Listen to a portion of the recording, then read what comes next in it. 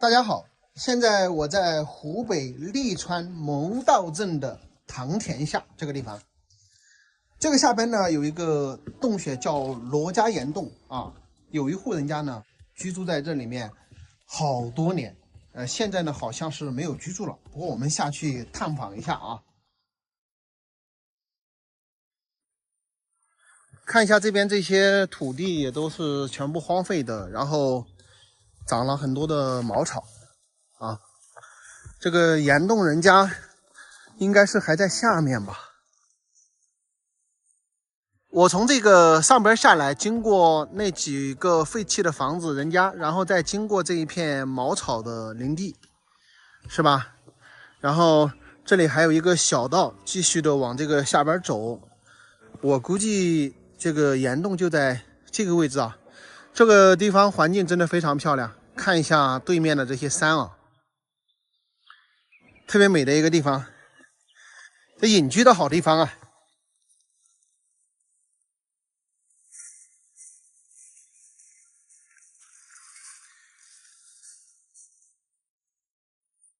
这一路上去全部是这种石梯，他们当初装这个石梯的时候，我觉得也挺费劲的吧？哎，走到这里之后，发现有一道门，这地方感觉好复古啊！来，朋友们看一下，像一个山寨门一样啊！走到这里之后，哇，这个地方真的是世外桃源一般呀！怎么会还有这么漂亮的地方？太美了哈！但是这个悬崖有点高啊，步梯比较陡。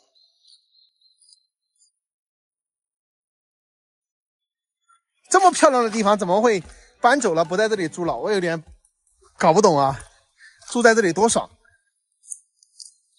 到了吗？是到了吗？好像是到了哈。哇，这个地方啊，这户人家搬走了，是不是太可惜了？上边还有水流下来啊，雨大一点的话，可能还会变成这个瀑布，是吧？一片竹林，这里一片竹林，继续过去，可能还在前边。这个地方真是有点漂亮啊。它这里的地形地貌感觉有点像赤水丹霞的那个地貌。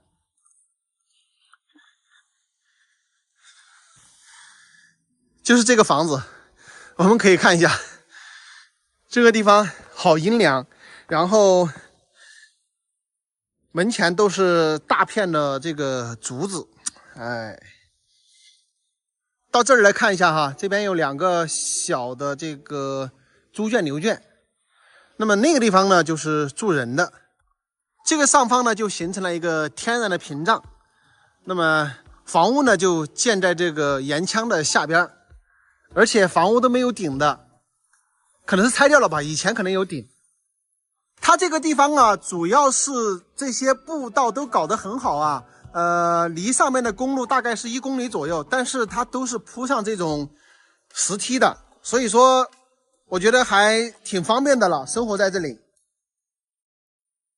走上去也不远，大概就1公里左右就可以到公路，对吧？我们来看一下这个房子啊，它就是镶嵌在这个岩壁的下方。严丝合缝，你看这些地方严丝合缝，大家有没有看出来呀？这个房屋全部是泥巴做的，也就是土墙。可能你们看到那些是砖，但那个砖呢，也是泥巴来敲成砖之后呢，把它晒干，然后再这样把这个房子做好的。所以说它整个房子的结构就是泥巴啊，加上一些这个木料。这边呢就叫做罗家岩洞啊，还是历史建筑。应该是超过100年了。这个地方啊，个人感觉真的很不错，适合隐居的一个好地方。住在这儿非常的清静幽静，然后上方呢还有水滴下来。现在因为是干旱的季节嘛，如果说在夏季的话，可能就是一个水门帘哈，妥妥的一个水帘洞的居住所，非常的漂亮。这个就是他们喝水的水缸。看到吧，这接的满满的，然后这水源就从这个岩洞里面流出来，这就是他们喝的水。这个水真正的山泉水啊，绝对是超级好喝的。这里挨着一排都是水缸，但目前用的喝的水呢，就是那口水缸的。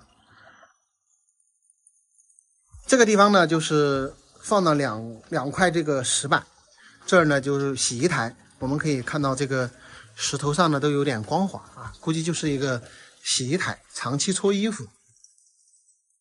这里是一个迷你的小猪圈，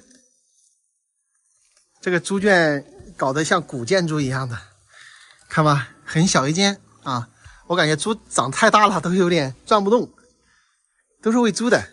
这里这几间都是喂猪的，感觉以前他们家呀，应该是养了好多的动物吧，养的猪啊、鸡啊。现在我们都还可以看到地上有好多的鸡粪。这边呢放了2个石磨，这是磨粗粮的，一上一下2个。不知道你们有没有听过啊？农村的这个石磨不用了之后，你要好好的给它放好，不能乱扔的啊。这个地方虽然说叫做罗家岩洞啊，但实际上住在这里的这一户人家呢是姓王。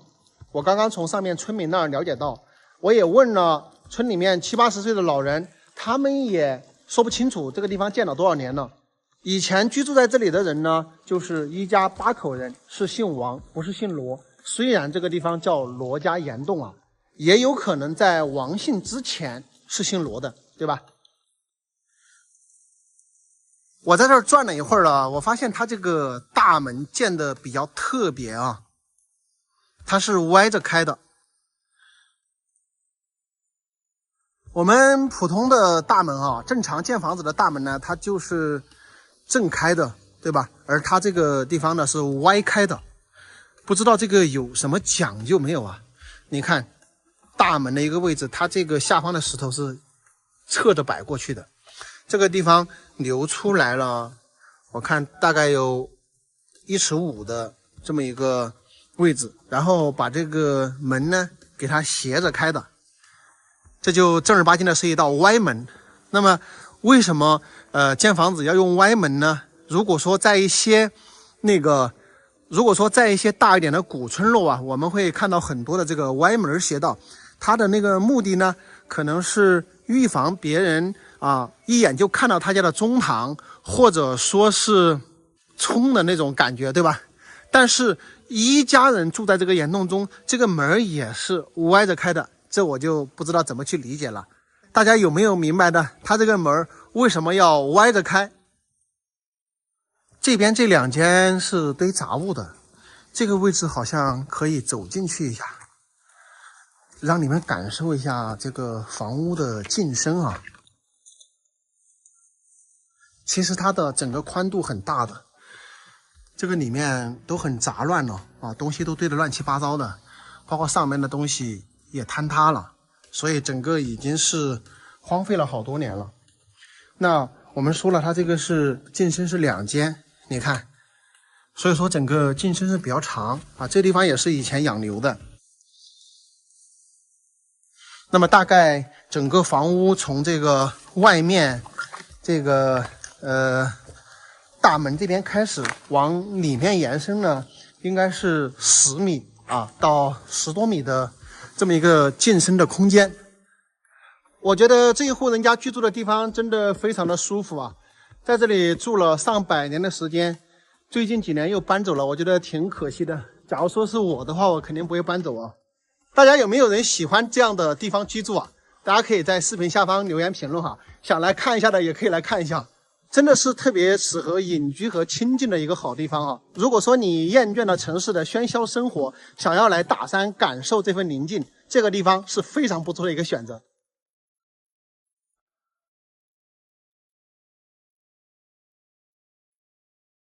好了，朋友们，本期的视频就跟大家说到这里啊，我要爬坡了，下期再见，拜拜。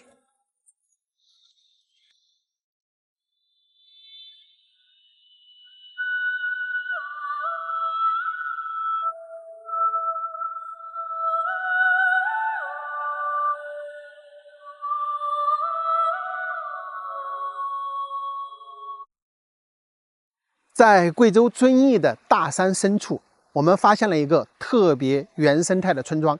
这里高山峡谷、河流湖泊、奇峰异景，那是数不胜数。在这梦幻的秋日啊，村中一棵千年古银杏树发着金色的光芒啊，更是格外耀眼。这棵银杏古树不但长得好看，它身上呢还长着一种特别珍贵的东西。据说银杏树上长出这种东西的概率是10万分之一。那么它到底长的什么东西呢？今天咱们就去一探究竟。朋友们，大家好，现在我在遵义汇川区建设村的三岔河。我们说的千年古银杏树啊，就在这里。但是我们去看古树之前啊，我想跟大家好好的介绍这个村庄。这个村庄真的是非常的漂亮啊，我个人非常的喜欢。2年前我拍了好多的视频呢，都是在这里拍摄的。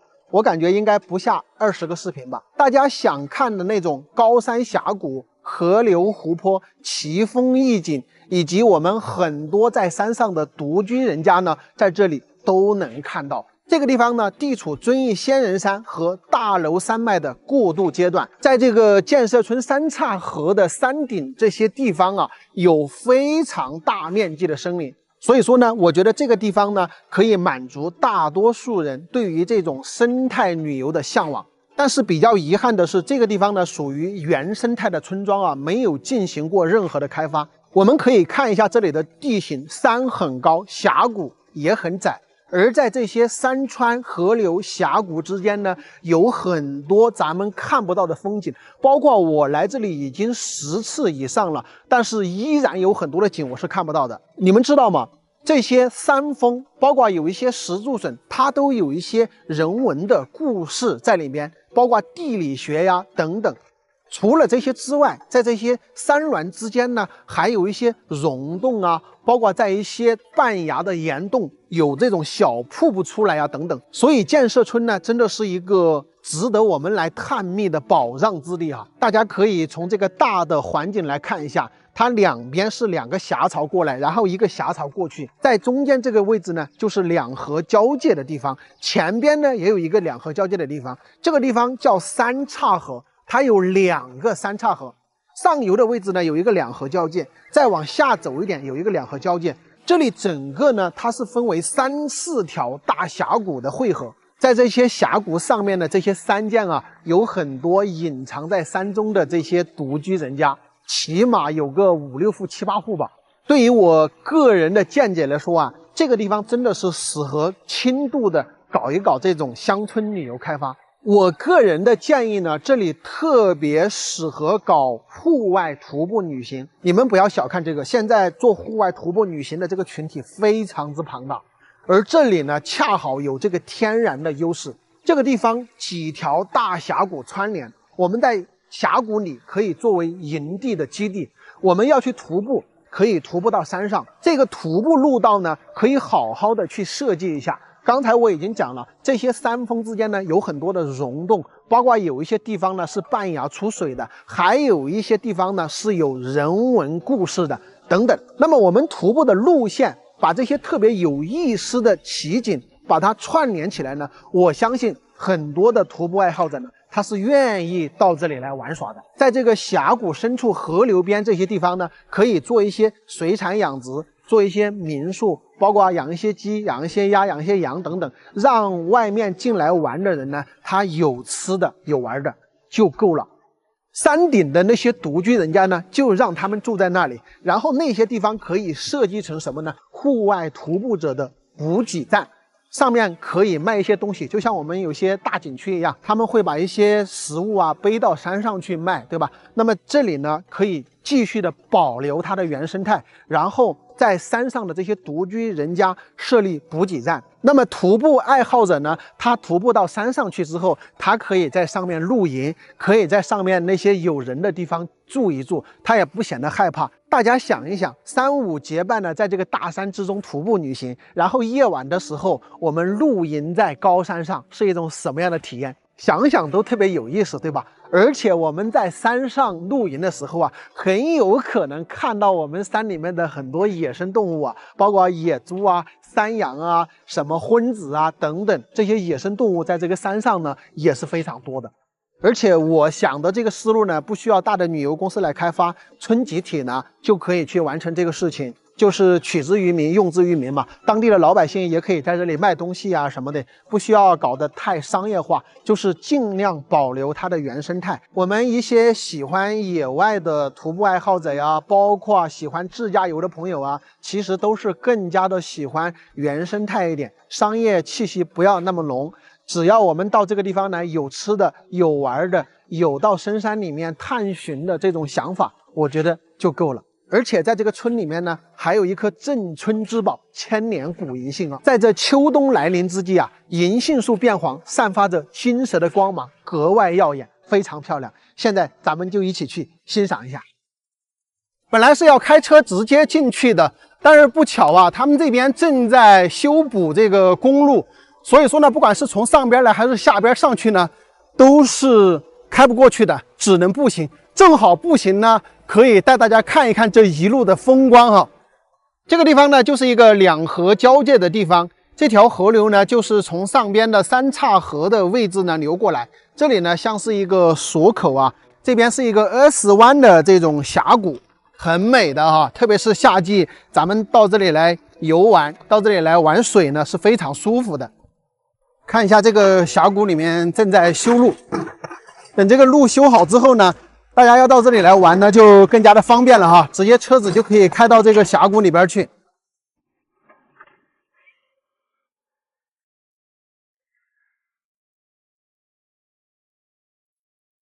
这个地方大家看一下，就像是一道石门啊，公路呢从这个中间开了一道口子，然后把这个三岔河这个小组呢，好像是锁在这里边的这种感觉啊。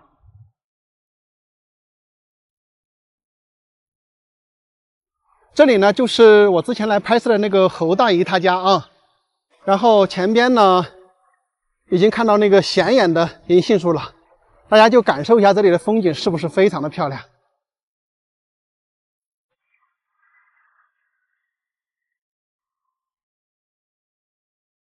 那么刚才我们已经说了啊，这棵树除了长得好看，它身上呢还有一种特别珍贵的东西，那究竟是什么呢？大家眼睛看过来，就是树上这些倒挂着的这种锥体东西，整个树上全部都是，特别是下边这个枝桠这里啊，一排非常的漂亮，包括整个树的上边树梢的地方呢，也都有稀稀疏疏的这种倒挂的锥体。这个东西叫什么呢？它叫银杏天笋啊，非常好听的一个名字。也就是说，在银杏树上长出这种银杏天笋的概率啊，是10万分之一。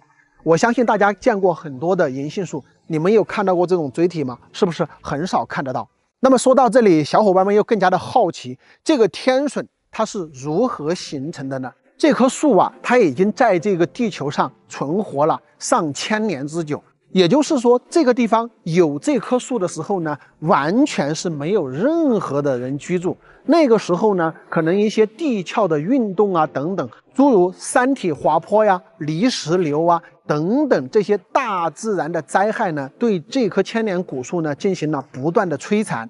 可以说，这棵古树呢也是经历了很多的磨难，树上呢也能够看到很多的伤痕。